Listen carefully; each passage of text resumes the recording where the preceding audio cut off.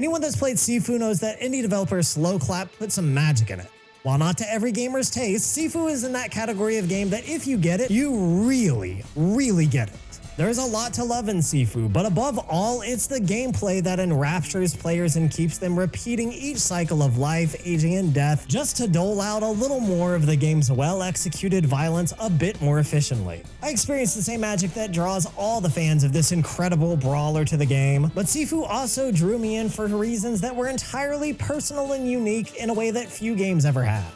For several reasons, I felt like this game was for me. We'll get to that soon. I said brawler a moment ago, and on the surface, that's what Sifu would appear to be. A modernization of beat-em-up classics such as Streets of Rage or Final Fight, Battletoads, and Double Dragons. Even the arcade Goats, Turtles in Time, and the X-Men arcade beat-em-up. The lineage of games about lone warriors taking to the street to systematically dismantle wave after wave of street punks, who think that somehow they will be the one to stop your onslaught of fist and feet is a long and legendary one. But the reality is, Sifu is fundamentally far removed from a brawler in execution, where those venerable virtuosos of virtual violence are fair, straightforward affairs focused more on dishing out as much aggression and damage as possible in an almost universally direct fashion. Sifu is more nuanced, more systematic, and far more dependent upon the player to devise a strategic response to a much more direct, tangible threat each opponent offers. Like many of the games that I love and can't get enough of, Sifu entered the time-honored, muck-filled halls of the video game difficulty debate. Though Sifu has since adopted difficulty settings post-launch, its initial launch experience, and the one I cannot help but feel is the correct and intended one, is quite difficult.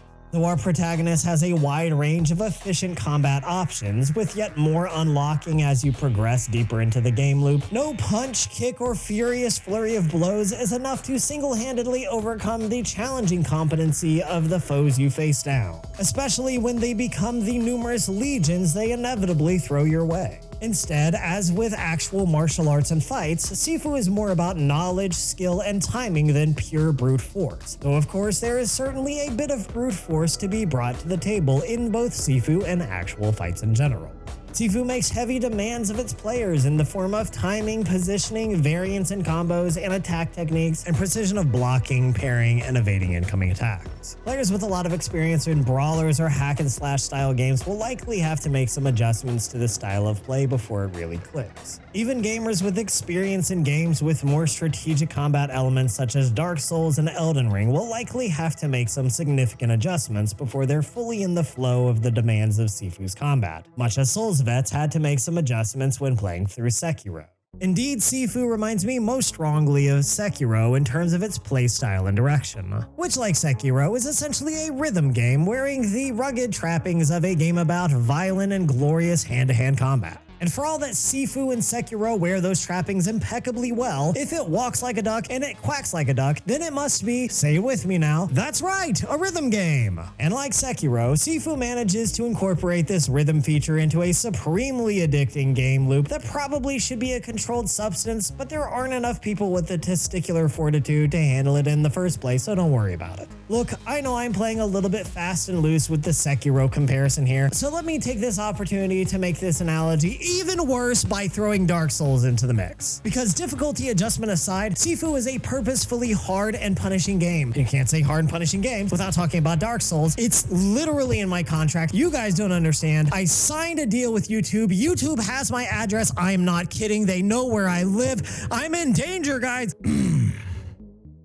Sifu's difficulty directly correlates to the eventual payoff. The fact that it demands a steadily increasing range of skills, timing, and knowledge of the game's patterns and inner workings means that once you finally meet the minimum requirements of getting good, it's not a simple matter of, okay, cool, now I get to move on. No, you feel like a certified badass with fists or at the very least fingers of fury. A master of the ancient art of controller fu, Sifu destroys you, crushes you, grinds you down as you suffer defeat after defeat after defeat, only to rise again, older, wiser, more ready to endure and progress. This cycle and the eventual overcoming of it struck a chord in me in much the same way Sekiro, any Souls-like, really any punishingly hard game does. The call to prove myself worthy, to hurl myself again and again into an unbreakable wall that defies my will, until I make my will even stronger and I go smashing through.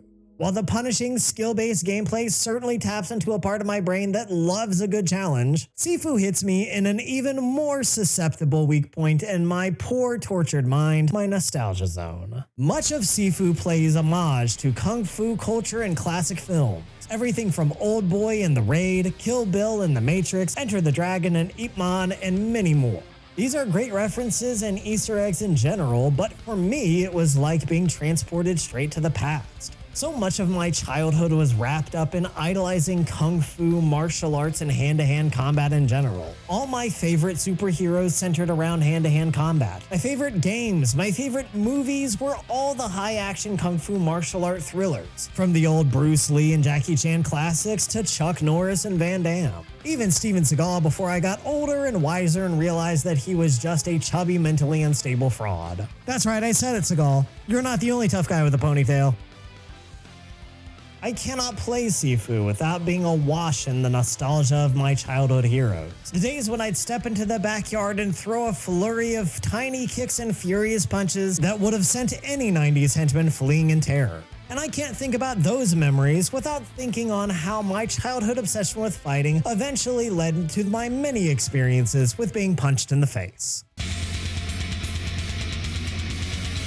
That's me, one catastrophic hurricane earlier in life and with a lot less beard, but me nonetheless. Inspired by Bruce Lee, Jackie Chan, Hoist Gracie, Anderson Silva, and the legendary Goku himself, I spent more of my adult life training than not, which isn't saying much now because I'm an old, out-of-shape man, but once upon a time, I was that guy, pal. I never even got really good, to be honest. My ass just got so tough that people would break their foot on it when they tried to kick it, and then they'd be a one-legged man in an ass-kicking contest. Even I can win that. As ridiculous as it may sound, Sifu reminds me of that closed chapter of my life. Maybe it's the martial arts trappings, or the callback to so many childhood heroes and inspiration. Maybe it's the challenge of it all, the demand to endure and improve, to prove your will is strong enough to overcome your limitations until you outgrow the challenge placed before you. Or maybe I'm just having oddly fond PTSD flashbacks of a time when I engaged in the daily rounds of violence, which proved to be the only therapy I've ever needed. Whatever the case is, Sifu tapped deep into feelings and personal memories in a way that very few games ever have for me. Look, I'm not oblivious to the fact that saying that Sifu reminds me of childhood memories and being punched in the face at the same time probably isn't the best phrasing for the main selling point I have for people to go play this game. So let's maybe try phrasing it like this instead. Sifu, on top of being an all-around excellent game, well worth your time and attention, is also a game capable of evoking fond memories of two separate but equally important times in my life that few games ever have. All through playing loving homage to kung fu cinema, martial arts culture, and some of the most memorable media touchstones of the past 40 or 50 years.